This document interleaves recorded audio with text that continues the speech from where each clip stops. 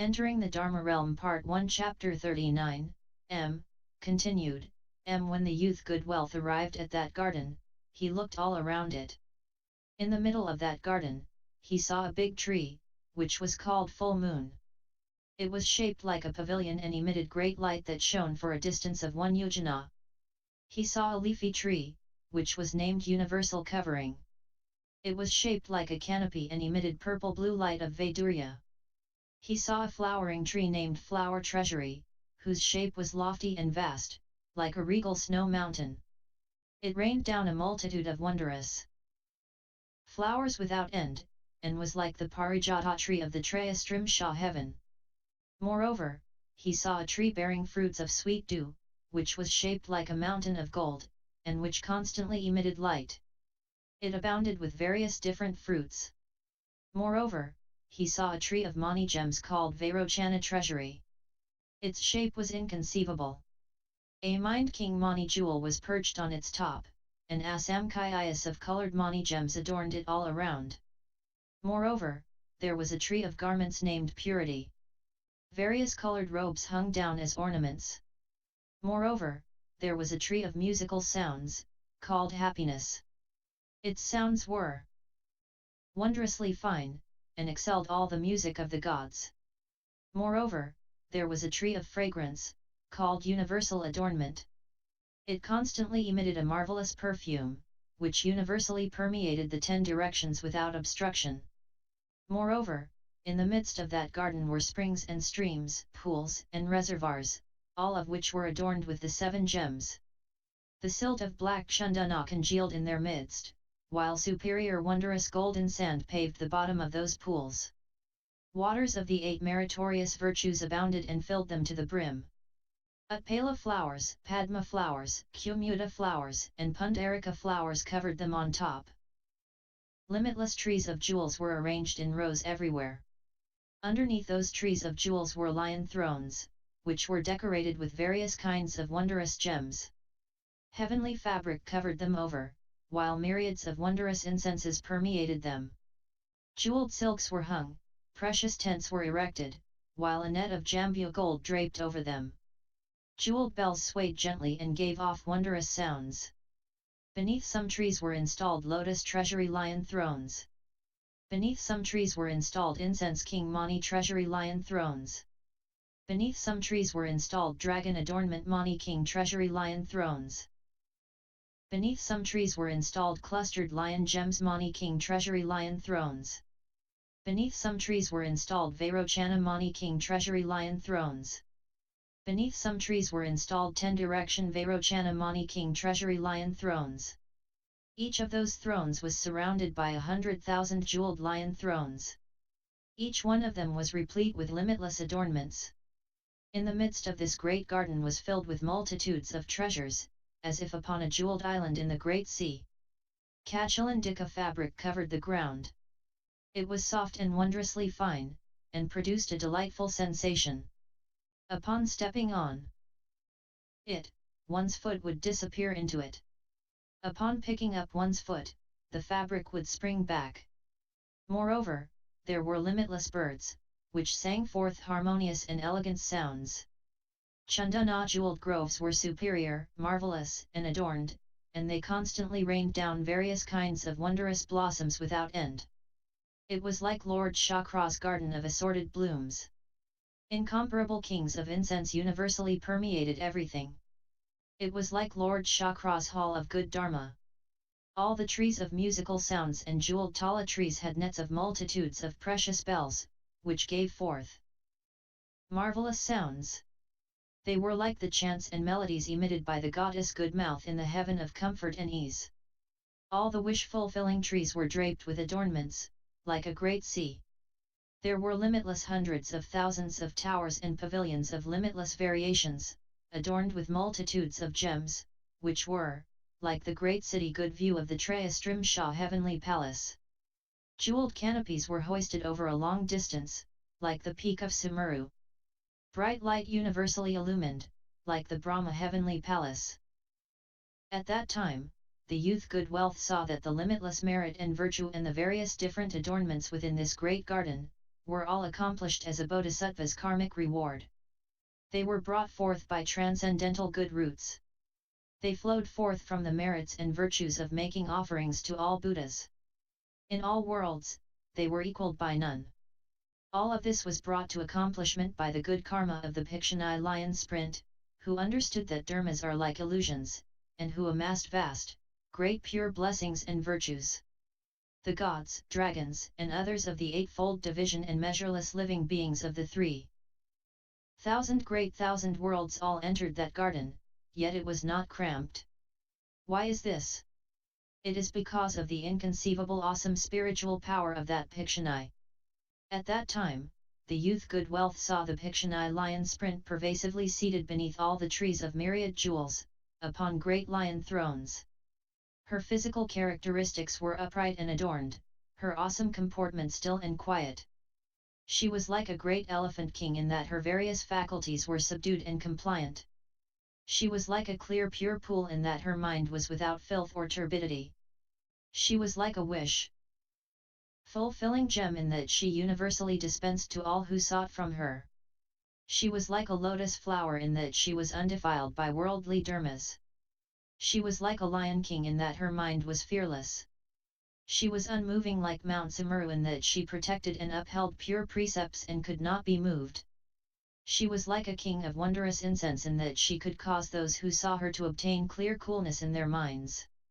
She was like the wonderful Chandana incense in the snow mountain in that she could dispel the afflictions of living beings. She was like the medicine king good view. In that living beings who saw her were relieved of their myriad torments. She was like the god Varuna in that those who beheld her did not do so in vain. She was like a fertile field in that she could make all living beings good roots sprout and grow. As the multitudes and assemblies surrounding every throne were different, so too, the Dharma doors she proclaimed were different for every one of them. Perhaps he saw her seated on a throne, circumambulated by multitudes from the pure dwelling heavens, with the god great comfort and ease as their leader. The Bhikshuni spoke for the Dharma door called inexhaustible liberation.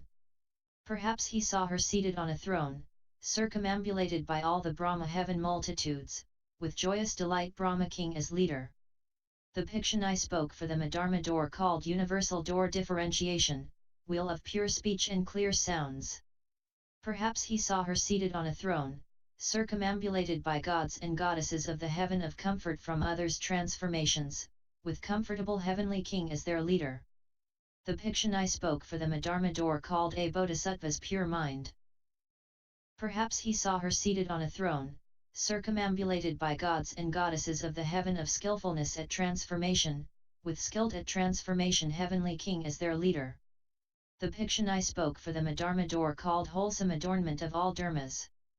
Perhaps he saw her seated on a throne, circumambulated by gods and goddesses of the Tushita heaven, with Tushita heavenly king as their leader. The Bhikshuni spoke for the Dharma door called revolvings of the mind treasury. Perhaps he saw her seated on a throne, circumambulated by gods and goddesses of the Suyama heaven, with Suyama heavenly king as their leader. The Bhikshuni spoke for the Dharma door called boundless adornment. Perhaps he saw her seated on a throne circumambulated by gods and goddesses of the heaven of the 33, with Chakradevanam Indra as their leader. The Bhikshuni spoke for the Dharma door called repulsion and separation. Perhaps he saw her seated on a throne, circumambulated by Dragon King Hundred Lights, Dragon King Nanda, Dragon King Upananda, Dragon King Manasvan, Dragon King Aravana, Dragon King Anavatapta and so forth, together with dragon sons and dragon daughters, with Dragon King Sagara as their leader. The Bhikshuni spoke for the Dharma door called adorned with the brightness of the Buddha's state of spiritual penetrations. Perhaps he saw her seated on a throne, circumambulated by a myriad of yaksha multitudes, with Vyashravana heavenly king as their leader. The Bhikshuni spoke for the Dharma door called treasury of rescuing and protecting beings. Perhaps he saw her seated on a throne, circumambulated by Gandharva multitudes, with maintaining the country Gandharva king as their leader. The Bhikshuni spoke for the Dharma door called inexhaustible bliss. Perhaps he saw her seated on a throne, circumambulated by Azuram multitudes, with Rahoajura king as their leader. The Bhikshuni spoke for them a Dharma door called wisdom that swiftly adorns the Dharma realm. Perhaps he saw her seated on a throne, circumambulated by Garuda multitudes, with swiftly maintaining Garuda king as their leader. The Bhikshuni spoke for them a Dharma door called terrifying and stirring up the myriad seas of existence. Perhaps he saw her seated on a throne, circumambulated by Kinnara multitudes, with great tree Kinnara king as their leader. The Bhikshuni spoke for them a Dharma door called bright light of Buddha's conduct. Perhaps he saw her seated on a throne, circumambulated by Mahoraga multitudes, with Baitrakutamukha Mahoraga king as their leader. The Bhikshuni spoke for them a Dharma door called bringing forth the mind of happiness of a Buddha. Perhaps he saw her seated on a throne, circumambulated by limitless hundreds of thousands of men and women. The Bhikshuni spoke for them a Dharma door called supreme conduct. Perhaps he saw her seated on a throne, circumambulated by Rakshasa multitudes, with constantly robbing essence and energy great tree Rakshasa king as their leader. The Bhikshuni spoke for them a Dharma door called bringing forth a mind of compassion and sympathy. Perhaps he saw her seated on a throne, circumambulated by living beings who believed and delighted in the sound hearer's vehicle. The Bhikshuni spoke for them a Dharma door called supreme wisdom light. Perhaps he saw her seated on a throne, circumambulated by living beings who believed and delighted in the vehicle of those enlightened to conditions. The Bhikshuni spoke for them a Dharma door called vast great light of the Buddha's merit and virtue. Perhaps he saw her seated on a throne, circumambulated by living beings who believed and delighted in the great vehicle. The Bhikshuni spoke for them a Dharma door called door of wisdom light of universal door samadhi. Perhaps he saw her seated on a throne, circumambulated by all bodhisattvas who have brought forth the initial resolve. The Bhikshuni spoke for them a Dharma door called the collection of all Buddha's vows. Perhaps he saw her seated on a throne, circumambulated by all bodhisattvas of the second ground. The Bhikshuni spoke for them a Dharma door called wheel of leaving filth. Perhaps he saw her seated on a throne circumambulated by all bodhisattvas of the third ground. The Bhikshuni spoke for them a Dharma door called the adornment of still quiescence. Perhaps he saw her seated on a throne, circumambulated by all bodhisattvas of the fourth ground. The Bhikshuni spoke for them a Dharma door called giving rise to the states of all wisdom. Perhaps he saw her seated on a throne, circumambulated by all bodhisattvas of the fifth ground. The Bhikshuni spoke for them a Dharma door called wonderful flower treasury. Perhaps he saw her seated on a throne, circumambulated by all bodhisattvas of the sixth ground. The Bhikshuni spoke for them a Dharma door called Vairochana treasury. Perhaps he saw her seated on a throne, circumambulated by all bodhisattvas of the seventh ground. The Bhikshuni spoke for them a Dharma door called ground of universal adornment. Perhaps he saw her seated on a throne, circumambulated by all bodhisattvas of the eighth ground. The Bhikshuni spoke for them a Dharma door called the body of the state of pervading the Dharma realm. Perhaps he saw her seated on a throne, circumambulated by all bodhisattvas of the ninth ground. The Bhikshuni spoke for them a Dharma door called adornment of the power of non-attainment. Perhaps he saw her seated on a throne, circumambulated by all bodhisattvas of the 10th ground. The Bhikshuni spoke for them a Dharma door called the wheel of non-obstruction. Perhaps he saw her seated on a throne, circumambulated by Vajra-wielding spirits. The Bhikshuni spoke for them a Dharma door called Vajra wisdom Narayana adornment. The youth good wealth saw all living beings of the above destinies, those who had already come to maturity, those who had already been tamed and subdued, and those who were worthy Dharma vessels, enter the garden. Each of them sat beneath the Bhikshuni's throne, surrounding it on all sides.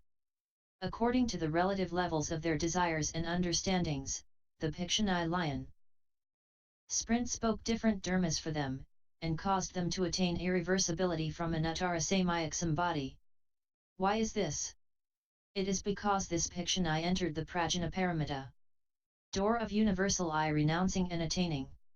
She spoke the Prajnaparamita door of all Buddha dharmas, the Prajnaparamita door of differentiations in Dharma realms, the Prajnaparamita Door of dispersing and destroying the wheel of all obstructions, the Prajnaparamita door of giving rise to all living beings' minds of goodness, the Prajnaparamita door of supreme adornment, the Prajnaparamita door of the non-obstruction of the treasury of true actuality, the Prajnaparamita door of perfection of the Dharma realm, the Prajnaparamita door of the mind treasury, and the Prajnaparamita door of the treasury of universal production. These 10 Prajnaparamita doors were foremost among the countless millions of Prajnaparamita doors she entered.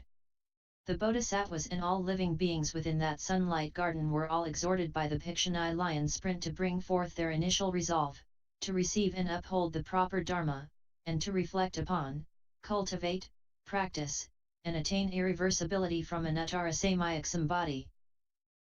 At that time, the youth good wealth, upon seeing such a garden as that of the Bhikshuni lion sprint, such couches and thrones, such activities, such multitudes of assemblies, such spiritual powers, such eloquences, and upon hearing such inconceivable Dharma doors, his mind became enriched and nourished by a vast great cloud of Dharmas, and he gave rise to the following thought: I should circumambulate her to the right limitless hundreds of thousands of times. At that time, the Bhikshuni emitted great light that universally illumined the garden and the adornments of the multitudes of assemblies. The youth good wealth immediately saw his own body, together with the myriad trees in that grove, all circumambulating with the Bhikshuni to their right, revolving around her limitless hundreds of thousands of millions of times.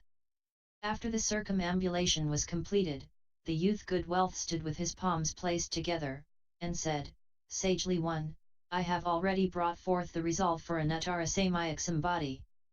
But I still do not know how a bodhisattva studies the bodhisattva conduct, and how he cultivates the bodhisattva way. I have heard that the Sagely One is skilled at guiding and teaching. I hope you will explain this for me. The Bhikshuni said, Good man, I have attained a liberation called accomplishing all wisdom. Good wealth said, Sagely One, for what reasons is it called accomplishing all wisdom? The Bhikshuni said, Good man, this wisdom light can, within a single thought, universally illumines all dharmas of the 3 periods of time. Good wealth said, Sagely One, what is the state of this wisdom light like?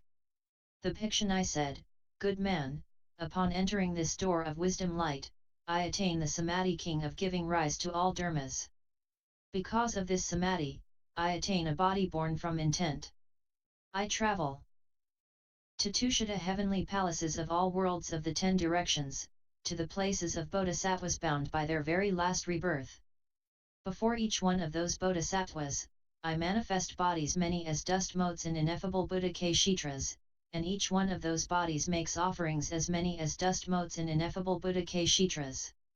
Specifically, I manifest the bodies of heavenly kings, up to and including the bodies of human kings. Holding clouds of flowers, holding clouds of garlands, also burning incense, paste incense, and powdered incense, garments, necklaces, banners, streamers, silk ribbons, and canopies. Jeweled nets, jeweled tents, jeweled treasuries and jeweled lamps, all of these myriad objects of adornment, I hold up and use as offerings.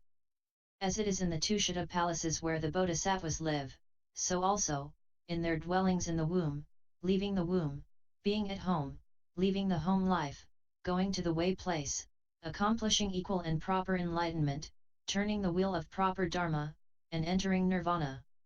In the midst of this, perhaps dwelling in heavenly palaces, or dwelling in dragon palaces, up to and including dwelling in human palaces at the places of each one of those Buddhas, I make such offerings to them in this way.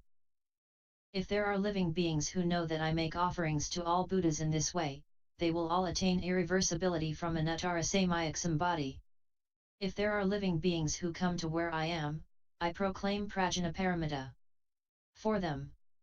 Good man, when I regard living beings, I do not discriminate the marks of living beings, because my wisdom I sees clearly. In hearing all languages and speech, I do not discriminate the marks of language and speech, because my mind has no attachment. In seeing all thus come ones, I do not discriminate the marks of thus come ones. Because I have understood and penetrated the Dharma body, I make abide and maintain all Dharma wheels, and yet I do not discriminate the marks of Dharma wheels, because I have enlightened to the self-nature of all Dharmas.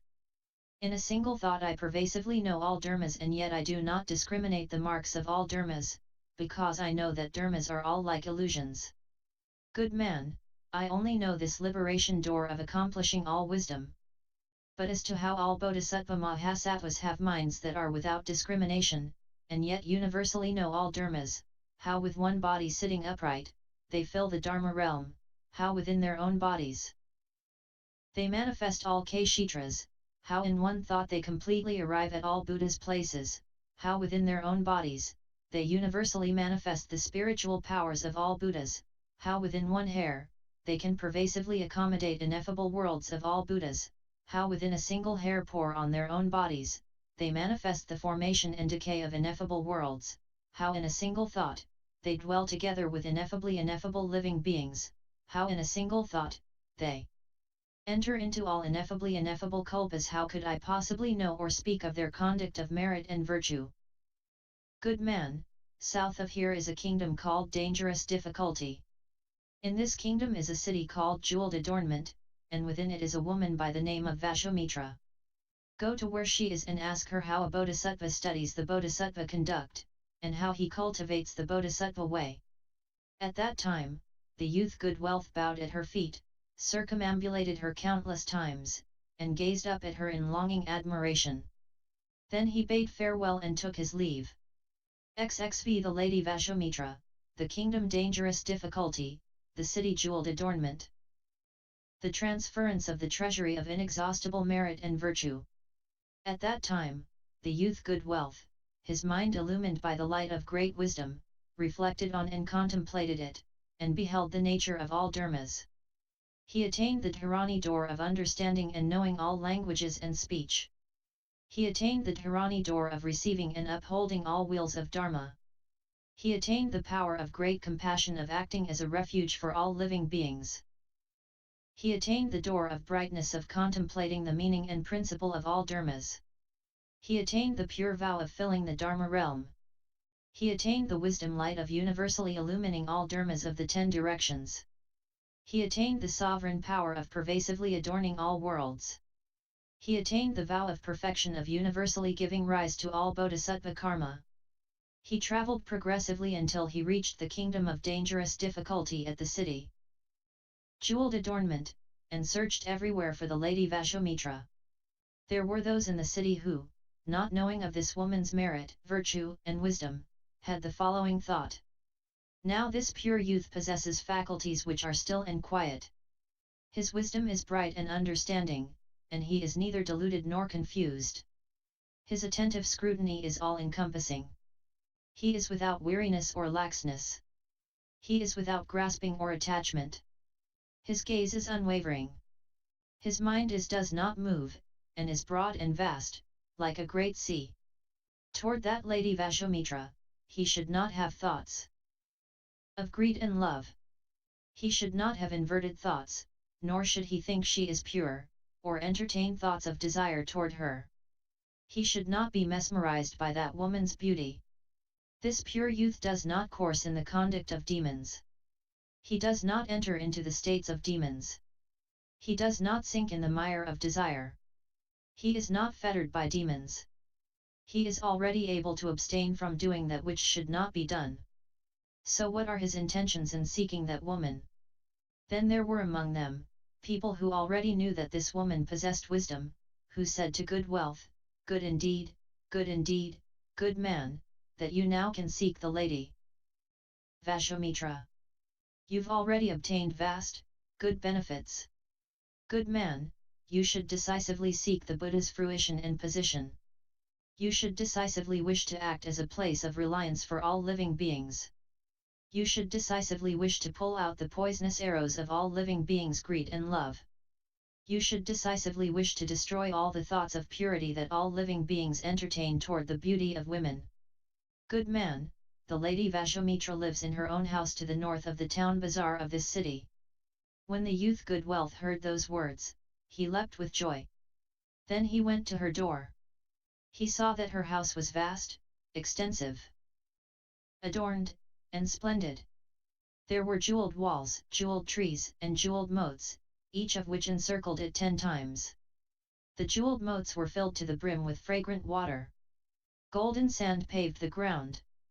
All heavenly jeweled flowers, Utpala flowers, Padma flowers, Kumuda flowers, and Pundarika flowers, pervasively covered the water's surface. Palaces and pavilions were spread out everywhere. Doors and windows were set interfacing one another. Nets of and bells were spread out all over. Streamers and banners were installed everywhere, and limitless unique and rare objects served as adornments. Vaidurya, which was inlaid with a multitude of jewels, made up the ground. All the sinking in water incense were lit, and they were anointed with chandana. Precious bells were hung, and upon the stirring of the wind, they emitted musical sounds. All the heavenly flowers were scattered and pervasively spread over the ground. There were various splendid adornments, their quantities inestimable. All the treasuries of rare gems numbered in the hundreds of thousands. 10 great groves served as adornments. And then, good wealth saw that woman. Her complexion and features were upright and adorned. Her physical characteristics were full and perfect. Her skin was a golden color, while her eyes and hair were a violet blue, neither too long nor too short, neither too coarse nor too delicate. None of the humans and gods of the desire realm could compare with her. The sounds of her voice were wondrously fine, and surpassed all those in the Brahma worlds. She had perfected all the different words and sounds of all living beings. There was none which she couldn't understand. She had profoundly arrived at the meaning of words. She was skilled at clever conversation. She had attained the wisdom of all being like an illusion, and entered the door of expedience. A multitude of jeweled necklaces and objects of adornment ornamented her person. A wish fulfilling mani served as jeweled headdress, which crowned her head. Moreover, there were limitless retinues who circumambulated her. They shared the same good roots with her, and possessed identical conduct and vows. Her great treasury of blessings and virtue was full and complete, and without exhaustion. At that time, the Lady Vashomitra emitted vast, great light from her body, and universally illumined all the palaces within her residence. The bodies of those who came into contact with this light became clear and cool.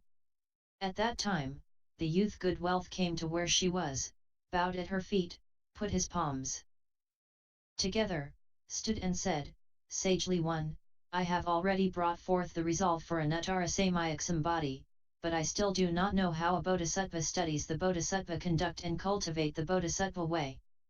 I have heard that the Sagely One is skilled at teaching and guiding.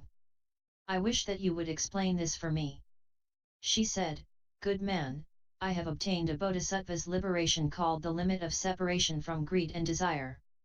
According to that which living beings like and desire, I will manifest a body. If a god sees me, I manifest as a goddess, with shape and features bright, supreme and incomparable. In this way, up to and including humans, non-humans, and so forth, when they see me, I will manifest as a woman or a non-human female. According to that which they like and desire, I will enable them to see that. If living beings who are fettered by thoughts of desire come to where I am, I will speak Dharma for them. Upon hearing the Dharma, they will separate from greed and desire and attain the bodhisattva's samadhi of the state of non-attachment. If living beings see me momentarily, they will separate from greed and desire, and attain the bodhisattva's samadhi of happiness. If living beings momentarily speak with me, they will separate from greed and desire, and attain bodhisattva's samadhi of unobstructed sounds. If living beings momentarily hold my hand, they will separate from greed and desire, and attain bodhisattva's samadhi of pervasively traveling to all Buddha-kshetras. If living beings momentarily ascend my throne, they will separate from greed and desire, and attain bodhisattva's samadhi of light of liberation. If living beings momentarily contemplate me, they will separate from greed and desire, and attain the bodhisattva's samadhi of adornment with still quiescence. If living beings see me stretch, they will separate from greed and desire, and attain the Bodhisattva's samadhi of quelling those of external ways. If living beings but see me blink my eyes, they will separate from greed and desire, and attain the Bodhisattva's samadhi of the light of the Buddha's states. If living beings embrace or hold me, they will separate from greed and desire, and attain the Bodhisattva's samadhi of gathering in all living beings and forever not abandoning or leaving them. If living beings kiss me, they will separate from greed and desire, and attain the Bodhisattva's samadhi of the treasury of increasing and growing. The blessings and virtue of all living beings. If living beings draw near me, all of them will get to abide in the limit of separation from greed. They will enter Bodhisattva's ground of all wisdom, and the liberation of non-obstruction that appears before one. Good Wealth said, sagely one, what good roots did you plant and what karma of blessings did you cultivate, in order to accomplish such self-mastery? She answered, I recall that in the past when a Buddha named Lofty Conduct appeared in the world, there was a capital city called Door of Wonder. Good man, out of his sympathy for living beings, the thus come one Lofty Conduct entered that city. Upon his setting foot inside of the city gates, everything in that city trembled and quaked. It suddenly became vast and expansive, and a multitude of jewels adorned it. Limitless lights inter-reflected one another in continuous succession. Various different jeweled flowers were strewn on the ground. All kinds of heavenly music played at the same time. Empty space was filled with all the gods. Good man, at that time, I was the wife of an elder, and my name was Good Wisdom. Upon seeing that Buddha's spiritual powers, my mind gave rise to enlightenment. Thereupon, together with my husband, I went to where that Buddha was and made an offering of a jeweled coin to him. At that time, Dharma Prince Manjushri, who was the Buddha's attendant, spoke Dharma for me, and caused me to bring forth the resolve for Anuttara Samyak Sambodhi. Good man, I only know this Bodhisattva's liberation of the limit of separation from greed. But, as to how all Bodhisattvas Mahasattvas accomplish the wisdom of boundless clever expedients, how their treasuries are vast and great, and how their states are incomparable, how could I possibly know or speak of their conducts of merits and virtues? Good man, south of here in a city called Good Crossing Over is a layman called Vsthila. He constantly makes offerings to the Buddha Stupa Chandana throne. Go to where he is and ask him how a Bodhisattva studies the Bodhisattva conduct and cultivates the Bodhisattva way. At that time, the youth Good Wealth bowed at her feet, circumambulated her limitless times, and gazed up at her in longing admiration. Then he bade farewell and took his leave. XXVI The layman Vsthila, the city Good Crossing Over. The transference of all the good roots of equanimity. At that time, the youth Good Wealth travelled progressively until he reached the city Good Crossing Over. He went to that layman's house and bowed at his feet. Placing his palms together, he stood and said, sagely one, I have already brought forth the resolve for Anuttara Samyak Sambodhi, but I still do not know how a Bodhisattva studies the Bodhisattva conduct and cultivates the Bodhisattva way. I have heard that the sagely one is skilled at teaching and guiding. I wish that you would explain this for me. The layman said to him, Good man, I have attained a Bodhisattva's liberation called the limit of not entering parinirvana. Good man, I do not produce a mind that says, such and such a thus come one has already entered parinirvana, such and such a thus come one is now entering parinirvana, or such and such a thus come one will enter parinirvana in the future. I know that Buddhas, thus come ones, of all worlds of the 10 directions, ultimately do not enter parinirvana, but it is only out of a wish to tame and subdue living beings that they appear to do so. Good man, when I open the door of the thus come one stupa chandana throne, I obtain a samadhi called the inexhaustibility of the thus come one's lineage. Good man, in thought after thought, I enter this samadhi, and in thought after thought, I get to know all the limitless sublime things. Good Wealth said, what are the states involved in this samadhi? The layman said, Good man, when I enter this samadhi, then according to their respective order, I see all the Buddhas of this world. Specifically Kashyapa Buddha, Kanakamuni Buddha, Krakachanda Buddha, Vishvabha Buddha, Shikan Buddha, Vipassana Buddha, Tishya Buddha, Pushya Buddha, unsurpassed victory Buddha, unsurpassed lotus flower Buddha, all of whom act as foremost leaders. In the space of a single thought, I get to see hundreds of Buddhas, I get to see thousands of Buddhas, I get to see hundreds of thousands of Buddhas, I get to see 1 billion Buddhas, 1,000 billion Buddhas, hundreds of thousands of billions of Buddhas, ayudas of billions of Buddhas, nayudas of millions of Buddhas, up to and including Buddhas many as dust motes in ineffably ineffable worlds, all of them I see in succession. I also see the bringing forth of the initial resolve of those Buddhas, their planting of all good roots, their attainment of supreme spiritual penetrations, their accomplishment of great vows, their cultivation of wondrous conduct, their perfection of the paramitas, their entry into the bodhisattva grounds, their attainment of pure tolerance, their quelling of demon armies, their realization of proper and equal enlightenment, their purification of their countries, their assemblies and multitudes circumambulating them, their emitting of great light, their turning of the wondrous Dharma wheel, their manifesting transformations of spiritual penetrations, all of those various differences I can completely uphold, and I can completely remember. I can completely contemplate, differentiate, reveal, and disclose them. With regard to Maitreya Buddha and all the rest of the Buddhas of the future, Vairochana Buddha and all the rest of the Buddhas of the present age, it is the same way. As it is with all the Buddhas, sound hearers, lone enlightened ones, and the Bodhisattva multitudes of this world, so too, in the 10 direction worlds, throughout the 3 periods of time, it is the same way. Good man, I only know this Bodhisattva's liberation of the limit of not entering parinirvana. But as to how all Bodhisattvas Mahasattvas can with the wisdom of a single thought universally know the 3 periods of time, how with one thought they pervasively enter all samadhis, how the wisdom sun of the thus come ones constantly illumines their minds, how toward all dharmas they are without discrimination, how they understand all Buddhas as being completely level and equal, how they know that the thus come ones they themselves and living beings, are the same and not two, how they know the purity of the self-nature of all dharmas, how they are without reflection and deliberation, how they do not move or turn, yet can universally enter all worlds, how they separate from all discriminations, how they dwell in the Buddha's Dharma seal, and how they completely enlighten the living beings of the Dharma realm. How could I possibly know or speak of their conduct of merits and virtues? Good man, south of here, on a mountain called Padalaka, is a bodhisattva called Avalokiteshvara. Go to where he is and ask him how a bodhisattva studies the bodhisattva conduct and how he cultivates the bodhisattva way. Right at that moment, the layman spoke a verse.